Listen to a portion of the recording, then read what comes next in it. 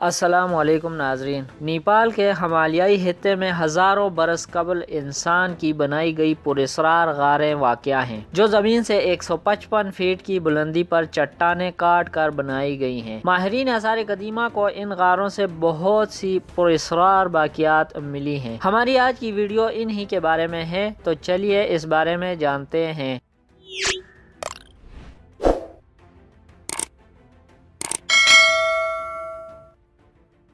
انسانی ہاتھوں سے بنائی گئی یہ غاریں نیپال کے دور افتادہ شمالی وسطی علاقے کھٹمنڈو کے شمال مشرق میں ضلع موستنگ میں واقع ہیں۔ بالائی موستنگ میں دریائے کالی گنڈکی کے قریب وادیوں کے اطراف میں بنائی گئی ہیں۔ یہ غاریں تقریباً 10,000 کے لگ بھگ ہیں۔ ان غاروں کا شمار دنیا میں موجود آثار قدیمہ کے سب سے زیادہ پراسرار رازوں میں کیا جاتا ہے۔ ہزاروں کی تعداد میں کھودے گئے یہ غار نازک اور انتہائی بڑے ہیں۔ یہ غار مٹی کے رنگ کے پہاڑ میں تعمیر کیے گئے ہیں۔ کچھ غار سرنگوں کی شکل میں بھی بنائے گئے ہیں۔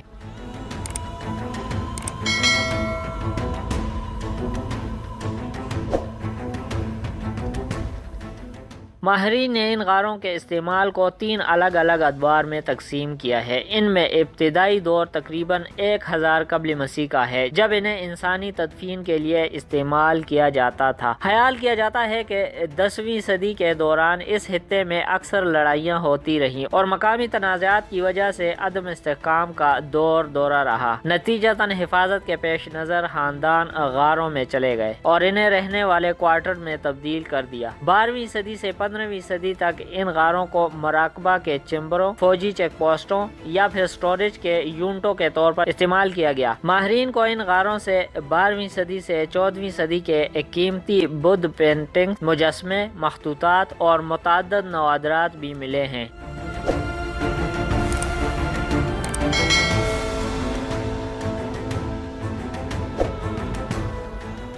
1990 کی دہائی میں نیپال اور کولون یونیورسٹی کے ماہرین آثار قدیمہ کی تحقیق سے کئی درجن جزوی طور پر ممی شدہ انسانی لاشیں برآمد ہوئیں۔ یہ سب کم از کم 2000 سال پرانی ہیں۔ 2010 میں کوہ پیماؤں اور ماہرین آثار قدیمہ کی ایک ٹیم نے 2 سب سے بڑی غاروں میں 27 انسانی باقیات دریافت کیں، جو 3ویں صدی سے 8ویں صدی تک کی ہیں۔ ماہرین کا خیال ہے کہ تدفین کی اس رسم کا تعلق آسمانی تدفین کے بدھ مت سے متعلق ہو سکتا ہے۔ ناظرین، آسمانی تدفین کا مطلب ایک جنازہ جس میں کسی انسانی لاش کو پہاڑ کی چوٹی پر رکھ دیا جاتا ہے تاکہ عناصر کے سامنے آنے کے دوران گل سڑ جائے یا پھر پرندے اور جانور اس کا صفایا کر دیں۔ آج تک موستنگ کا کوئی شہری مرتا ہے تو اس کی لاش کو چھوٹے چھوٹے ٹکڑوں میں کاٹ کر ایک جگہ پر گدھوں کے نوچنے کے لیے رکھ دیا جاتا ہے۔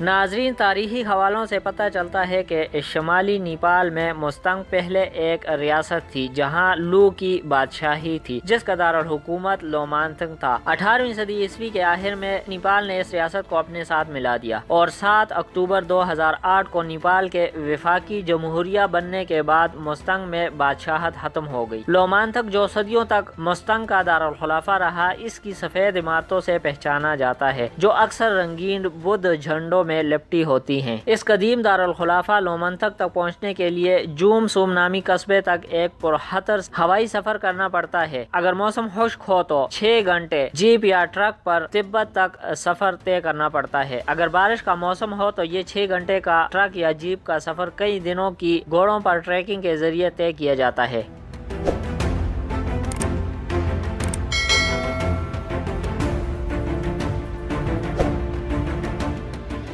ناظرین، 1992 تک اس سائٹ کو سیاحوں کے لیے مکمل طور پر بند رکھا گیا تھا، مگر 1992 کے بعد اس پراسرار مقام کو دنیا کے سامنے پیش کرنے کا سہرا ایڈونچر فوٹوگرافر کوری رچرڈز، کوہ پیما پیٹر اتھینس اور ماہر آثار قدیمہ مارک ایلن ڈیرفر اور ان کی ٹیم کے سر جاتا ہے۔ اس سائٹ پر ابھی بھی تحقیق جاری ہے۔ ابھی تک کسی کو یہ سمجھ نہیں آئی کہ ان غاروں کو کس نے بنایا اور کیوں بنایا۔ یہ سائٹ فی الحال 1996 سے یونیسکو کی عارضی سائٹ کے طور پر درج ہے۔